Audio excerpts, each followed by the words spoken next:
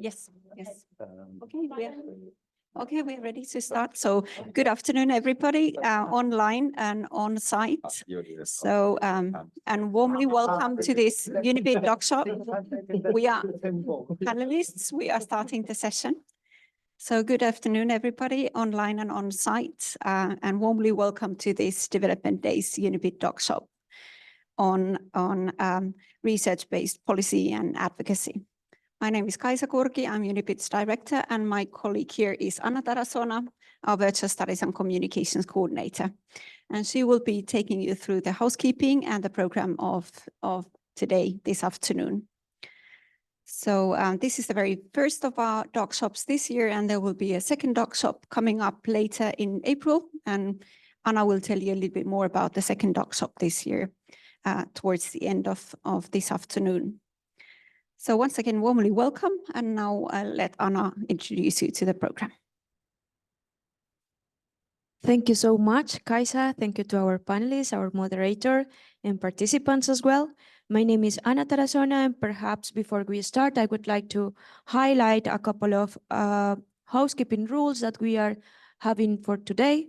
So please note that the DocShop will be recorded and photos will be taken during the event. The recording will be only for the first part of our DocShop, especially the panel discussion, and then we will share it for a couple of weeks with our audience online as well. Then we have organized also in the end of the session a Q&A session, so we encourage you also to engage with the panel list, with the other participants, and with all the participants online as well, to interact, comment, and raise your questions as well. And finally, if you would like also to share something about our event, we warmly invite you to use the hashtag DevDays 2024. It's not only for our DocShop, but in general for the Development Days conference. And of course, you can also tag us as Unibit Finland and FSDR Pistefi. Now, the program for today. We will continue with the panel discussion. Then we will have a coffee break, and we invite both participants in person and online to take a break for 15 minutes and then be ready for our discussion groups to finally have a reporting back and a Q&A session. So now I would like to open the floor for our moderator, Marikki Karhu, Secretary General in the Finnish Development Policy Committee. Thank you so much, Marikki, and our panelists. Thank you so much, Anna. Thank you so much, Kaisa. And good afternoon and welcome to the Development Days DocShop and to our special session, How to Make an Impact, Research-Based Policymaking and Advocacy. The main purpose of this session is to help building bridges between researchers and decision makers and to demystify advocacy work and to encourage researchers to think how to contribute to research-based policymaking. My name is Marikki Karhu, and I'm the Secretary General of the Finnish Development Policy Committee, which is a wide-based group of experts giving advice to the government on development issues. But I still recall very well the pain and pleasure of PhD process, since I completed my PhD studies here in Helsinki University 10 years ago. And during the past 10 years, I have worked in this network as a knowledge producer, knowledge broker, and also a knowledge user, and as well as an advocate. So that is basically what our committee is doing. And in this session, I will draw in this experience, but I would also like to make the statement that I'm no guru in this business. I'm also here to learn with you. So together with me, I have 4 esteemed panel members with great expertise, each of them providing a bit different but complementary angles to the topic of today. So our panel members are this year's keynote speaker, esteemed Alfredo Saad Filho, who is a professor of political economy and international development at King's College London, also distinguished visiting professor at the University of Johannesburg and visiting professor at Lund University here in Finland. Then we have Niko Humalisto, who is a leading advocacy specialist at an NGO called FELM, as well as a docent at the Department of Geographical and Historical Studies, Faculty of Social Sciences and Business Studies. Then online, we have Neema Komba. I'm just checking that she's there with us and can hear us fine. Yes, it seems so. Neema is a doctoral researcher at the Department of Entrepreneurship, Management and Organization at Hanken School of Economics. And then we have Pekka Seppälä, Senior Advisor, Department for Development Policy, Ministry for Foreign Affairs of Finland, but also a docent in development studies, and very importantly, Commissioner of UNDP Development Policy Mechanism Studies for Ministries' use. So warm welcome to all our panelists and our audience. So before we start, I would also like to highlight that we have the Q&A session taking place after the panel and the discussion group. So please take a note and write down your questions and comments, and we will get back to them after those parts of the session.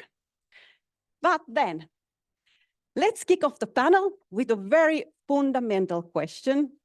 That is, how do we understand and how do we define impact? What does impact mean to you? As for myself, as a person that works with the practitioners and politicians, I approach the question from a very practical point of view. So to me, impact actually is a change in persons' thinking and action that can be then traced in policy changes, in documents, for instance, in government program, it can be foreign affairs committee meeting, it can be guidelines, but something that you can then trace back and see that your handprint is there. So that is somehow how I conceptualize impact in advocacy work. But what about you? Maybe we start here at the first round with Alfredo, if it's okay to proceed on first name basis. What does impact mean to you and to your PhD students? Thank you very much, Tamari. Thank you very much. I think this is a fundamental question that affects every PhD researcher. And I should say, following from what you said, I remember my time as a PhD student as the best time in my life. And I tell my prospective PhD students that doing a PhD is the best thing you can do in your life, with no exceptions. It is absolutely wonderful. Impact can be defined in different ways. I was part of one of the panels of what is called the Research Excellence Framework in the UK, which is a national research assessment exercise that distributes funds to universities depending on how well they score on the exercise. And one of the questions is about impact. And the exercise defines impact as something that your research affects outside of academia. So, and it can be in terms of the economy, it can be in terms of society, it can be in terms of culture, it can be in terms of anything other than I wrote a paper that was read by 5,000 people. That's not impact. Impact is what happened after those people have read your paper. And then can you trace exactly along the lines that you mentioned? Can you trace that to an actual policy change? Can you trace that to an exhibition that a museum set up? Can you trace that to something that happened in the real world, not just in people's minds, as a consequence of the research work that you did? Now, there's a risk to framing impact in any way whatsoever, which is almost implicit in any definition that you choose, which is a drive towards short-termism.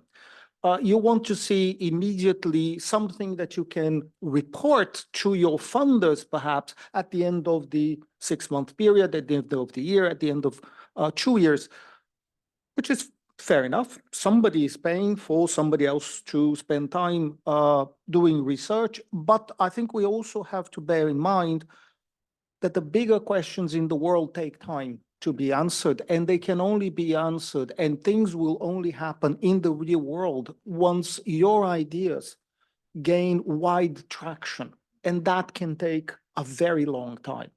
So any definition of impact, any aspiration to have impact needs a degree of thought as to what impact do you have in your mind and how will you achieve that, and trying to escape from an extremely unduly short-termist view that would lock you into tinkering at the margins, when the world today does need something more than that. It needs more fundamental shift at so many levels.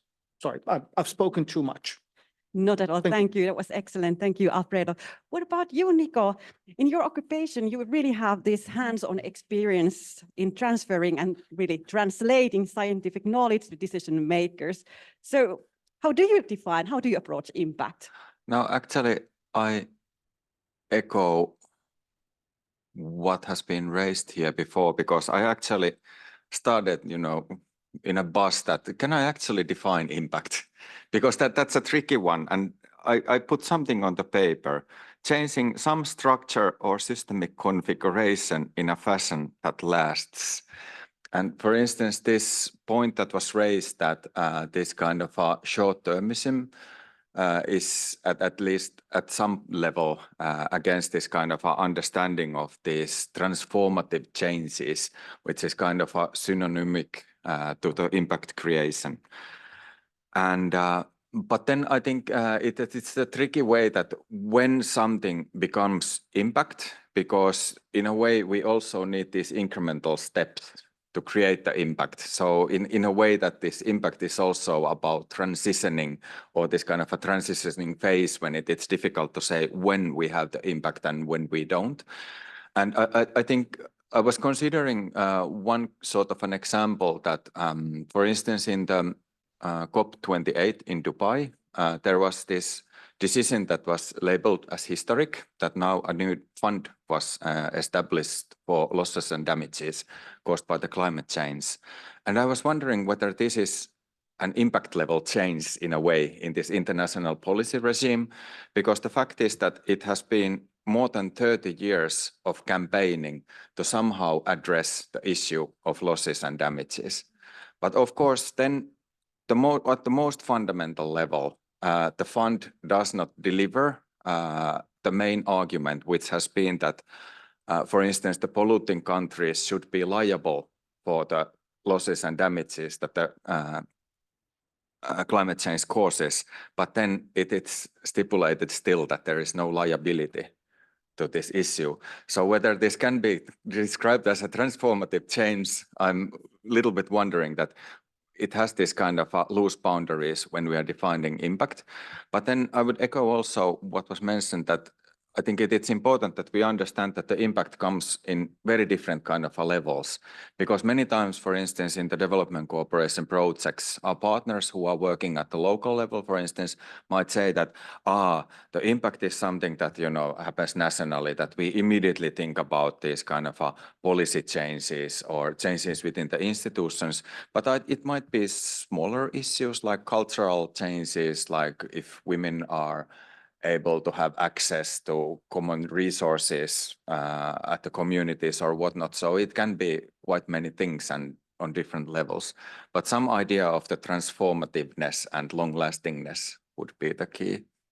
Thank you. Thank you so much, Niko. And also to remind that also the momentum can be lost or the impact can be lost. So Yeah. it's a constant struggle sometimes, how do we maintain and make sure that what we have once achieved will be there. But then I would like to address Neema online. How do you see impact in your research and advocacy? That was also a tricky question, and very good points have been raised by both speakers.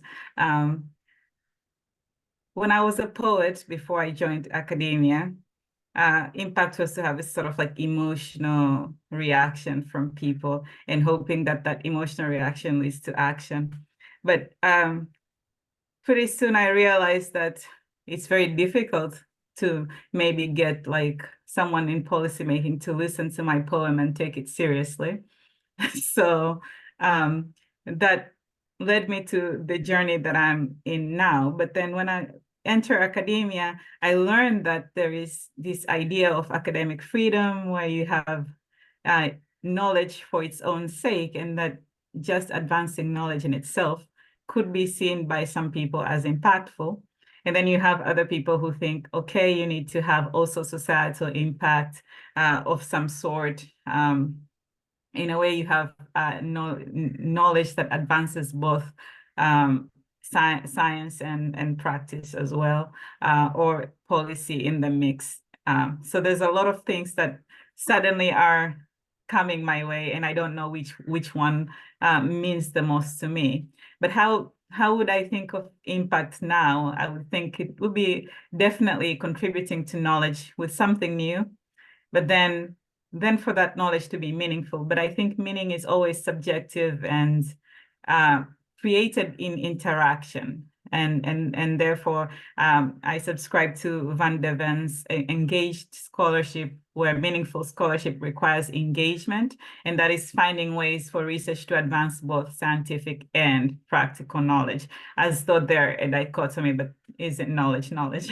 Yeah, so, but then if you're going to engage, that requires sharing knowledge, and I think that's where for many years there's been issues, right? Like, how do you communicate to these different people, because policymakers are talking differently than, I don't know, people within the academia, and then they're talking differently from practitioners. So how do you communicate to all those different people, and how do you create meaning, then meaningful exchange with them, and that communication is quite key.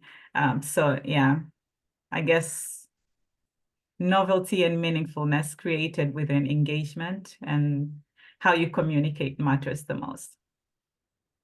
Thank you, Neema. I think that's a very elegant way to put it. And also thank you for reminding about the intrinsic value that research has. So that's the core really. And then, of course, what we do, comes on top of that. But then I would like to turn to Pekka, and you are working as a practitioner. So how do these different definitions of impact, how do they resonate in your work? Thanks, Marikki. It's good to be the last one, because so many good views have already been expressed. So if I repeat, the key issue, what I see is that impact is not that you do something, but you do something and then somebody listens to you, and not only listens to you, but then acts on base of your listening. So it's kind of you have to go through different steps. But then it's also, if you think of that, it's like raising kids. I mean, you raise a kid and then they go to a world. So it's the same with impact. You have an influence on other people, but what they do with what you say is what they do. So impact can be positive or negative. It can be expected or unexpected. So there's a lot of variation. So it's not really fully on your control. But also thinking on that way, it means that impact is not something that you never create alone. You need to go a little bit out of your comfort zone to see different people who have different views. And Neema was putting this meaning on a table, and I think that's very good. And we have a very good professor here, Helsinki, called Anja Nygren, who said that, okay, what scientists have to offer actually often is concepts. And concepts mean ways of framing differently issues. So when you bring a new concept in a table, you actually bring a lot into a table because you create a kind of a way of seeing things. And often it's not the policymakers, they don't need information, they don't need perhaps exact scientific results, but they do need new ways of seeing things. And that's what researchers can give, I think. Absolutely, Pekka. Ideas and concepts, yes, to build hopefully better policies, for instance. I think that is really important point.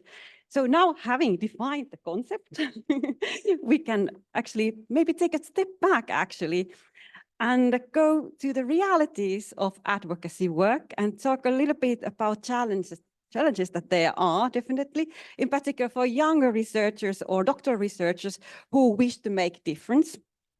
And actually, I can tell that in preparations to this workshop, we kind of felt important to address this kind of gap between our own aspirations, those high hopes that everyone has, and then the realities of advocacy work. For instance, your research project may be driven by your own concern over rising inequality, sense of injustice, or that you somehow wish to contribute to the benefit of certain community, perhaps, and then at the same time produce an impeccable scientific study. Then you start the research process and the reality hits with all kinds of mounting requirements. So thinking about advocacy influencing your social, your wider role in the society may then become just one of those hurdles on the way. So maybe it's important to also reflect that, or then when you're working in practice, you understand, and of course, now I'm not talking about from my own experience, that you can actually see how little scientific knowledge is informing big decisions. So there might be these kind of realities also. I think it's important to raise these.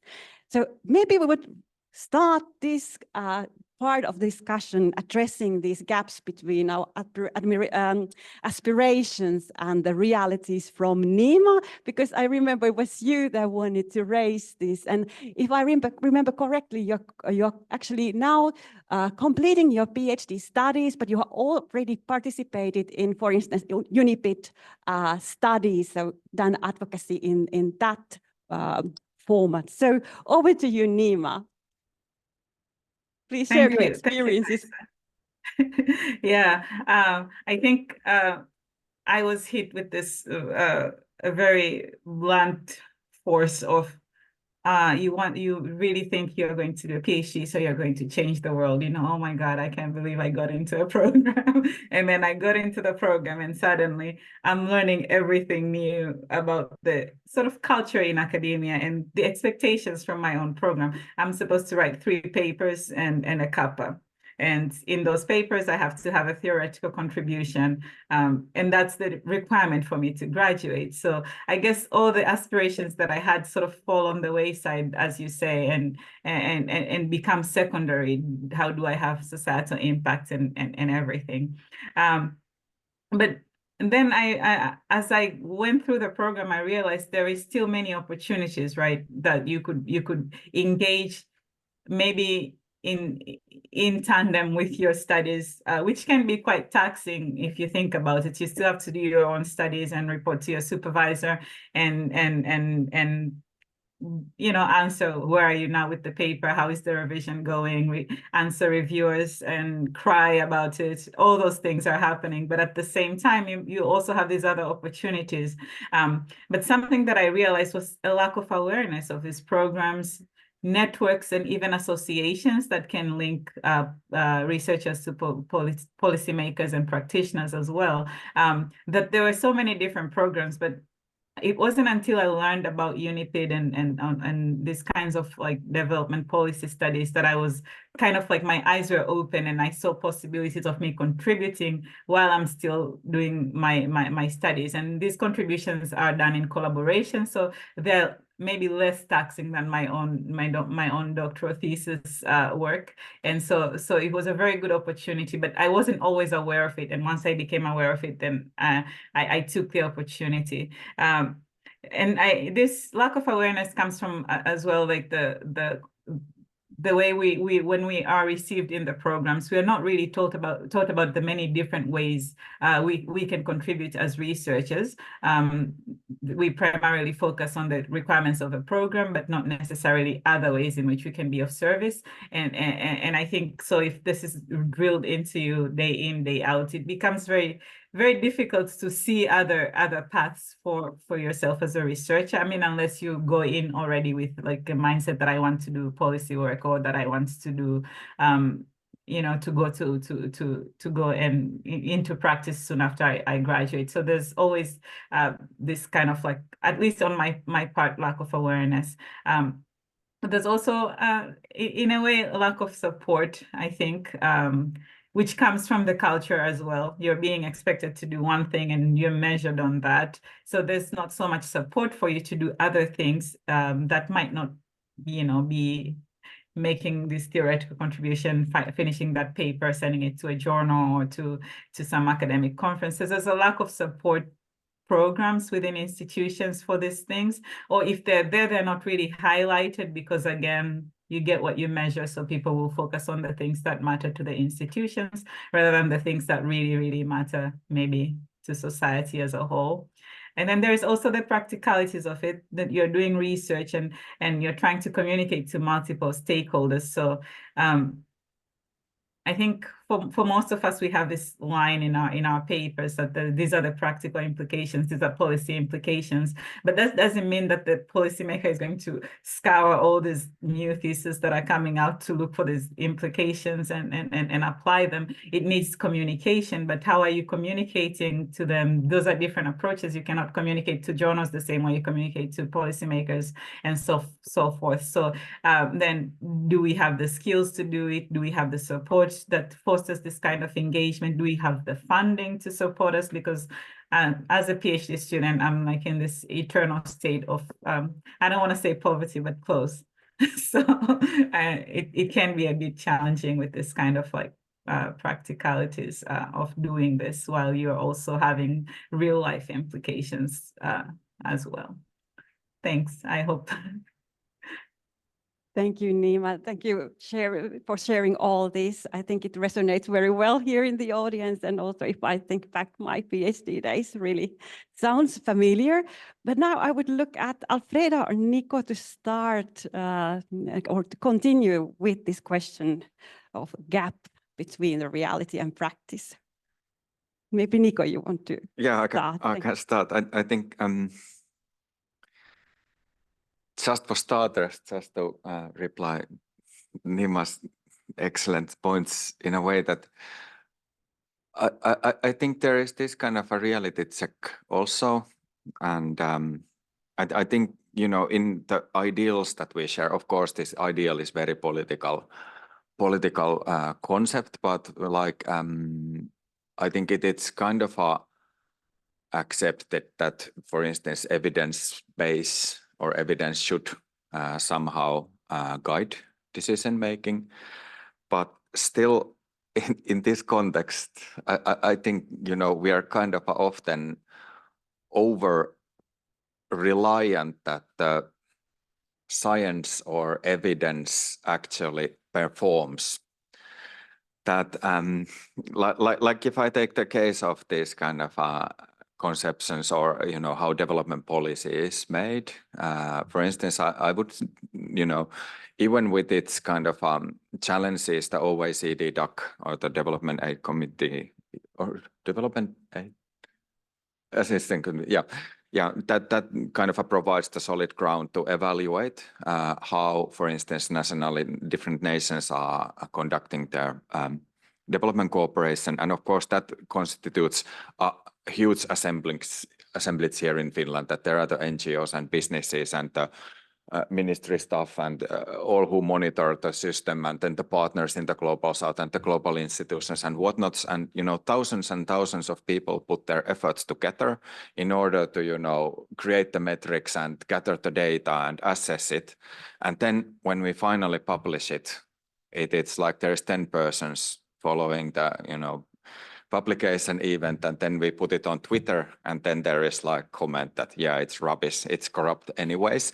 And then there is like 100 retweets for this, this conceptualization. So in a way that, you know, evidence, it's something that it might not be the kind of a political motivation for many to actually build policies, that it's much more based on this kind of value-based assessments, for instance, Finland first and whatnot. But I think on the specific case of how or where the gaps are between the evidence-based policy, I would say that it's an actual real gap in the sense that we actually lack the persons who do the translation of scientific research for the policymakers, for the right processes at the right time with certain kind of a messaging. And this is something, it's kind of a special field where, for instance, Marikki and the Development Policy Committee of Finland has found their niche. But still, we have this kind of a couple of institutions like, and this is something that I started laughing that, for instance, now in the public debate, if you watch that Heikki Hiilamo made the comment about this kind of a or this kind of a taxation policies of Finland not being political, in a way that, you know, this kind of reducing the corporate taxes is always good for the economy, for these kind of research institutions, and, you know, making the case that they are not in a way political enough to articulate their goals. And then we have the dual, or this kind of the opposite problem that, for instance, climate panel or the, you know, biodiversity issues on sustainable development, they are considered too political, that they are always left-wing or something. So it's this kind of a politics mess with this translation processes of sciences, I would say, but both in both ways, that they are not political enough or too much. I can recognize that, really. Thank you, Niko, for pointing that out. What about Alfredo? I imagine you have supervised hundreds of PhDs, and you're guiding your students. And also, we're a little bit discussing that, like, different kind of academic cultures. Like, for instance, in Finland, in a way, you're required, you're expected to have this kind of more kind of, you know, advocacy role from the beginning of your PhD process. What about in the UK? And please do share your thoughts on this. I think, thank you for this. I think a PhD is an exercise in humility, but it's not an exercise in kind of, it's humility that comes not from contemplation as in a religious exercise. It comes from being beaten into smallness. 100% of the PhD students I have supervised and that I have seen being supervised, they start the process with excess ambition.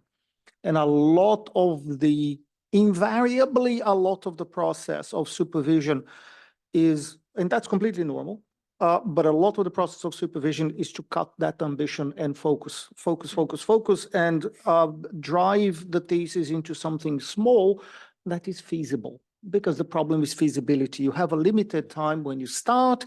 You think, well, 4 years is a huge amount of time. I can do anything I want. I can transform the world in 4 years. I can write the volume that will be the definitive word on everything. You can't, because it turns out that 4 years passes really quickly. But at the same time, as you are cut down into smallness and humility, you need to keep that enthusiasm. You always start a PhD with enthusiasm. Nobody would do this without energy, and the energy of believing in something. And it's a wonderful process, but you do have to believe in it, and you have to put an enormous amount of energy. Time is your whole life and dedication into that process. So a lot of the exercise is about cutting and framing and coming to terms with the literature and being able to, or learning to argue your point, learning the language of the academic community and learning how to comment. And in doing this, our grand ambitions normally fall by the wayside, but you come out of the process with something that is focused, something that is well-shaped, something that can be presented outside, and that can, in a very, very modest way, change a tiny part of the world. Some element of policy, some information about something, some data that you collect that nobody knew about, some community that you study that has been ignored for a very long time. You can bring out themes and topics and people and dramas and needs into light, and that is very useful. But how do you get there? You get there by writing, you get there by going to conferences and trying to explain your point, and then being humiliated at conferences because you can't explain your point properly. You think you can just before you start speaking, and then suddenly you realize, what is it that, what am I doing here? And then you fail miserably, as I did, more than once. But gradually, you learn the language, and then you publish papers, and first times your papers will be rejected, and you get terrible comments from horrible reviewers, but then you find the energy to carry on, and you continue. You link up with people in your field, and most of them will be very nice people.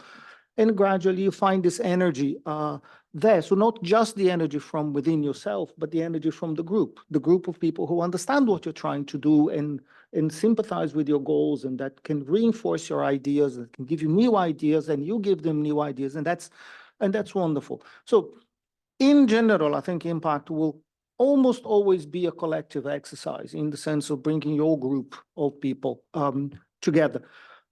But you can come individually, you can come up with contributions to policy. And that is very important, depending on the data that you find, depending on the research that you do, depending on the concepts that you bring to the table, ways of framing the problem. I think that's a very, very important point. You can have some influence in political and policy debates. And that, I think, increasingly, as you move along the PhD trajectory, that's something I think it's worth doing. Link up with non-academic circles and try to bring your ideas to them as well. And that will be hugely rewarding. People will respect what you've got, what you bring to the table, and you will learn enormously from them as well. So again, a collective process of learning how to be humble, but in an increasingly solid way, that you can actually dominate the topic. You know what you're talking about. And that's a wonderful feeling. It's the goal of the whole exercise, really. So it is hard, but there is an end point there that you can get to. Thank you, Alfredo, so much for these words of wisdom, really. What about Pekka? You're in a way the end user of academic knowledge, and it would be interesting to hear what you think about this gap between the reality and researchers' aspirations. Well, let me also take the student's perspective and comfort you that first PhD is always most difficult. Once you've done it once, so second one would be much easier. And there is a wisdom in that. I remember when I was doing my PhD in UK and fieldwork in Kenya, I remember the steam coming out of my head because I was focused and concentrating and really steam was coming up. And finally, I remember I came back after my PhD. I did not know a single NGO in UK dealing with these issues. I have hardly traveled in many parts of the UK. I was like a campus person doing my work.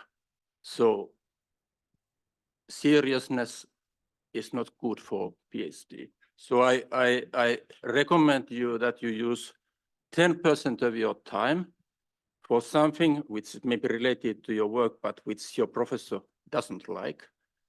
And if you use 10% on that, I'm sure your PhD will be 20% better and your life will be 30% better during that time. There's no scientific study on that, but I'm sure this is a good topic for PhD. But basically, if you open up sometimes to the world, like Alfredo was saying, communicate to people outside your box, you actually get more ideas and you are more free in your thinking. And when you are more in your thinking, you are more creative and it's more fun. If it's more fun, it will be better. Definitely, thank you. Now we have the formula, so something that we can then apply and follow. I don't know if that will be the official Unipid stand, but I mean, there's a there's a very good and interesting proposition there. So maybe then we go to the very practical level and talk about a little bit of examples and lessons learned in advocacy work from the researcher's point of view. So basically the question that we have here is that what tools, mechanisms, principles, practices are there for researchers to make connection with decision makers? In the Unipid podcast that we did some 2 years ago, I tried to highlight the importance of this kind of a joint platforms already mentioned here, a collective effort, but also informal networking. So, whatever your topic is, try to, make the contact, reach out to your counterpart in the, for instance, in the aid administration or in the country where you are working in. But, also, if you use those informants that you have, if you should do, for instance, a policy study, they can be your audience in the future. This kind of examples, I think that I gave there, but also, of course, take part in public seminars where there are practitioners and decision makers present. And once then you have, traveled a long journey and you have become established researcher, ask to be heard in different occasions, for instance, in official hearings or dialogues that there are between, for instance, the government and stakeholder groups. And join NGO, look at their agendas, trying to find your own entry points. I mean, this is just from the top of my head, some things that come to my mind when I think about very practical avenues for advocacy. And then, of course, then there's the social media. So just, list of possibilities. But what about you? What would you like to highlight to a PhD researcher? Like, what are the practical, very practical advice you would like to give at this point? If we start with Pekka at this time. Yeah, thanks. That's actually my job, is to bring researchers and officers together. Or one of my tasks, and I think the simple good thinking starting point is that also officers are actually academically trained, and they can be interested in research issues. Also, they are human beings. They are approachable. When you have something to say and interesting, they are interested. So the thing is, if you don't know the persons, it would be good to know a person who knows the persons. And when you get into the personal contacts, then you can make the influence. And I'm pointing this out because in our ministry, people are very busy. And if you give them 2-page paper, or 10-page paper, or 100-page paper, they read it about in the same time, each of them. So 100 pages like this, look at this. Main points, 2 pages is similar. But most efficient way is really to talk to people. Yeah. Talk to people and so that it's a dialogue. Because if it's a dialogue, if people both sides feel respected, if you have a feeling that you are sharing each other, you are listening to each other, then it can have an impact. If you give a presentation where you first give a framing and then methods, and then come to the topics and then conclusions, so people have been looking at the mobiles for the last 15 minutes. So talk to people. If you get to know people who know people, I think that's a way. Of course, these ways of being seen to be a person is a question. And I would like to say another thing is we have 2 ways of thinking of like policy influencing. And in NGOs, it's kind of this kind of advocacy way that you start, you plan to do something, then you start to implement that, and then after 2 years, you expect to see the impact of this kind of a project of impact. So you can have this kind of a very structured way of making impact.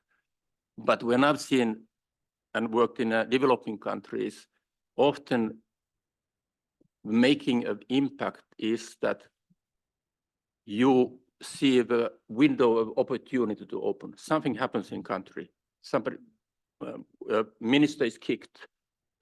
Some scandal happens. Some discussion comes. At that point, you enter.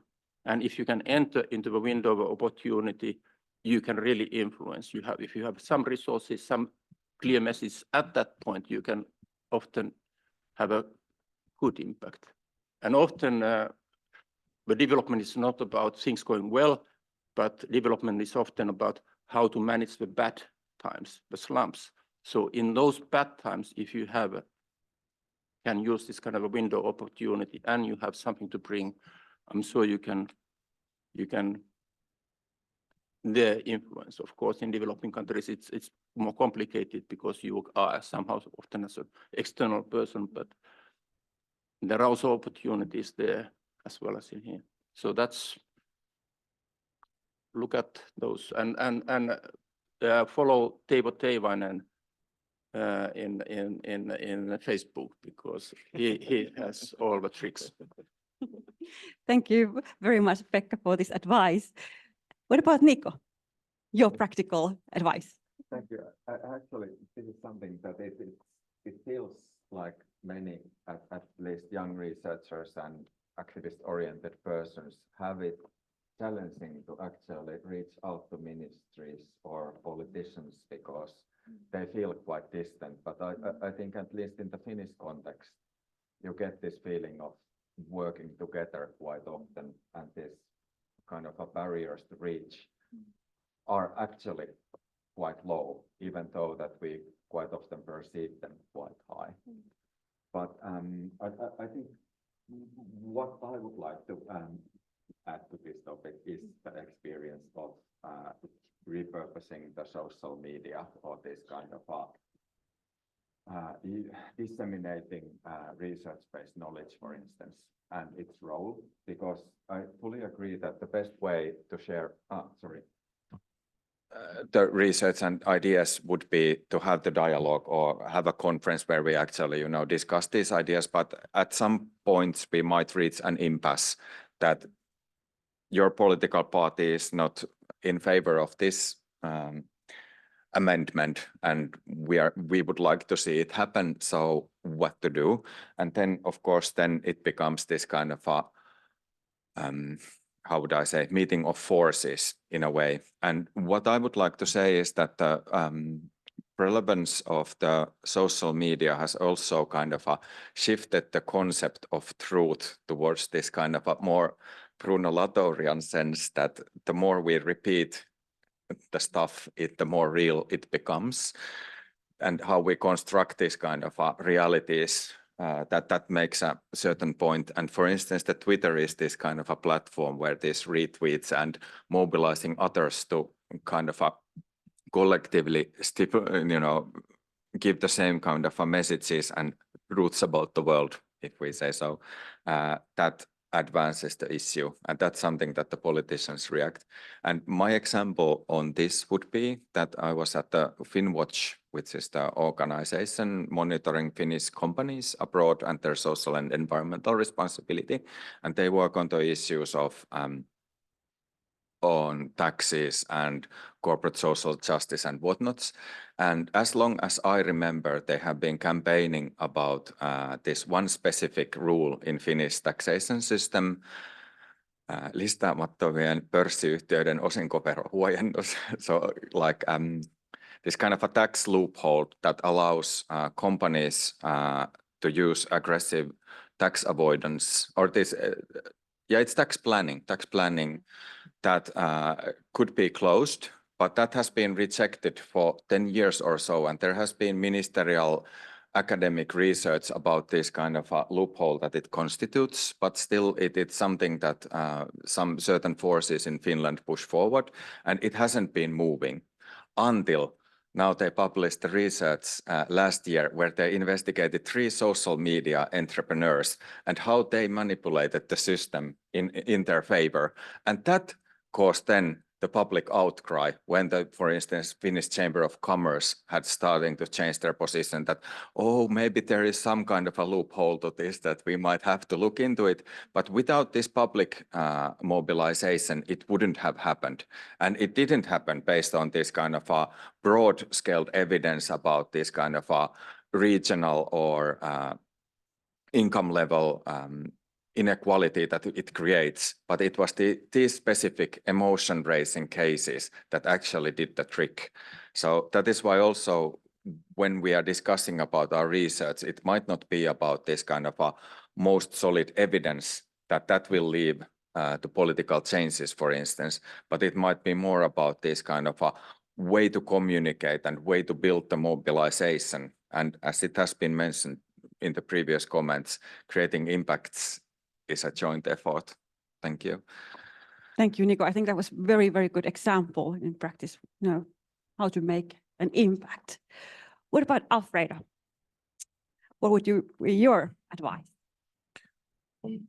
I agree with what has been said. I think it's absolutely crucial to have contacts, to talk to people, to go to events, to go to activities, and to approach people and start chatting and then exchange ideas, explain what you're doing, and maybe 99 times out of 100, no one will be interested, but one time somebody will be interested and they will listen to you, but who knows where that can lead. They invite you to an event, and then there you are in the middle of people who have the power to make things happen, and you are in the middle of the conversation. So that is that's a goal. That's very important.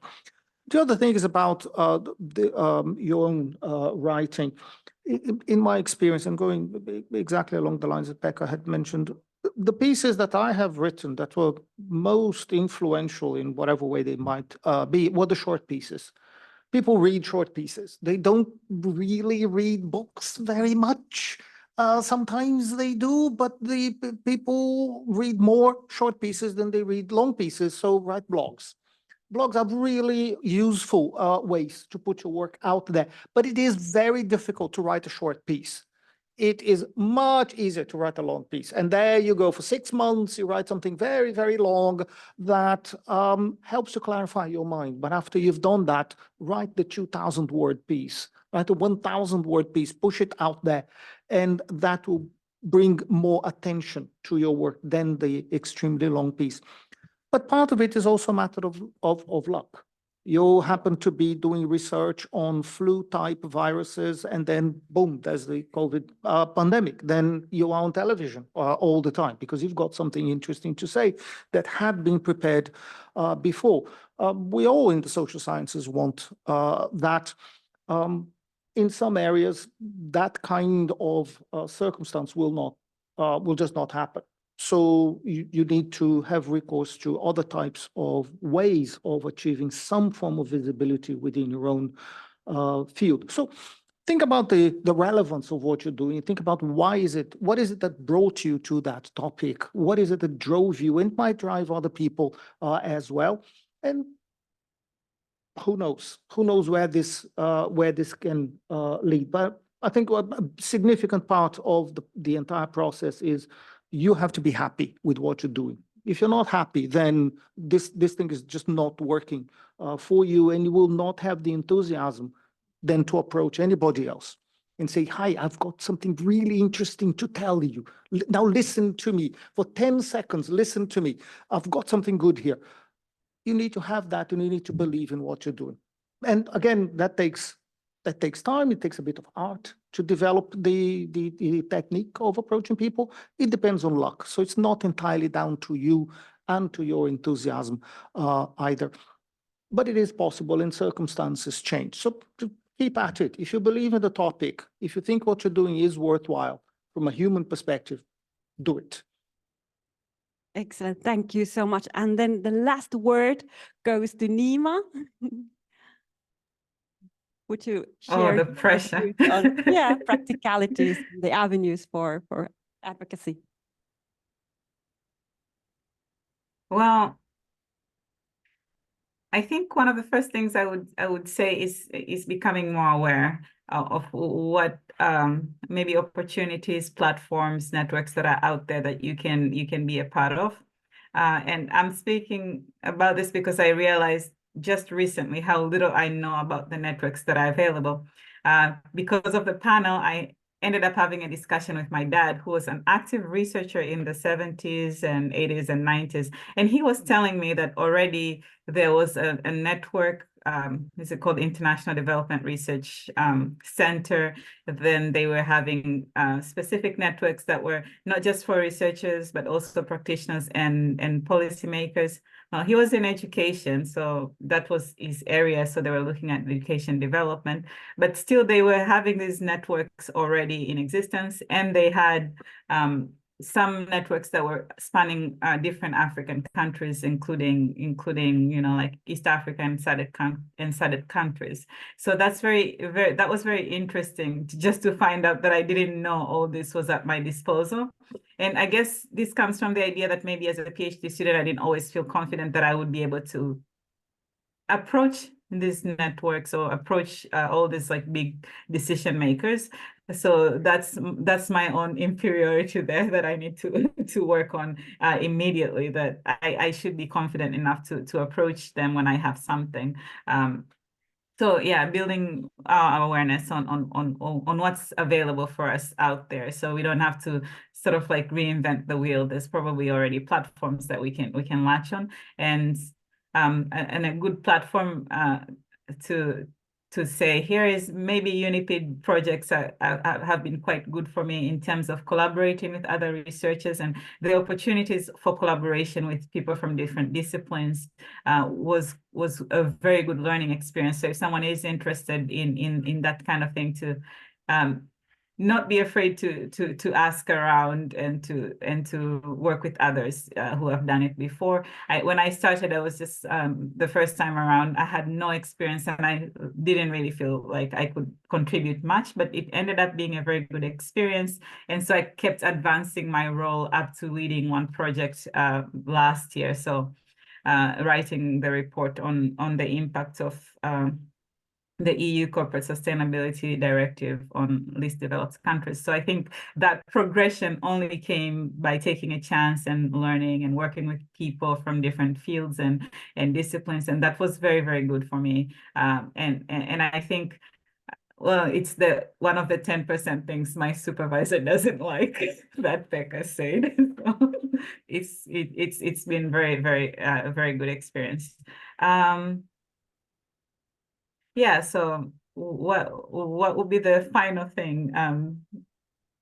Embracing collaborations with others in our own institutions. I guess it's, as they've said, it's good to connect with people outside, but it can be very difficult when you don't know people. But there are people in our own institutions that are already having those connections. That will be a very good entryway. So you just have to talk to your colleagues really and other researchers that might be part of these projects, and that will be your gateway into some of these projects, if I would say. Yeah, and I also realized that there may be already so many, even within governments, and I would say this from the perspective of Tanzania, which I'm most familiar with. I am from Tanzania, although I am at Hanken. And in Tanzania, for example, all the ministries have a research directorate or like a research institute attached to it. For example, the Ministry of Agriculture would have like the Tanzania Agriculture Research Institute. So they would have different directorates within that do research that is supposed to actually inform policy, which I find very interesting. I didn't even know that that was the case until I was doing a study recently. And you get to meet other researchers whose work is precisely that. And then approaching those research institutes is maybe easier than maybe approaching like a proper policymaker. You're informing people who make research that informs policymakers. It's a bit of a long way around from this perspective, but yeah, so finding out what's available in the ecosystem that you can really do something there. So again, back to awareness and approaching people outside just the academia, but through these modalities that are existing for the particular reason of influencing policy or of informing policy rather. So yeah, thank you. Thank you so much, Neema. Now I think it is time to close this part of the session and leave you to process all this for the next 15 minutes. A warm thank you to our panel for all the food for thought you have given us. Thank you so much. So we stop here, but we will continue in 15 minutes. Thank you all.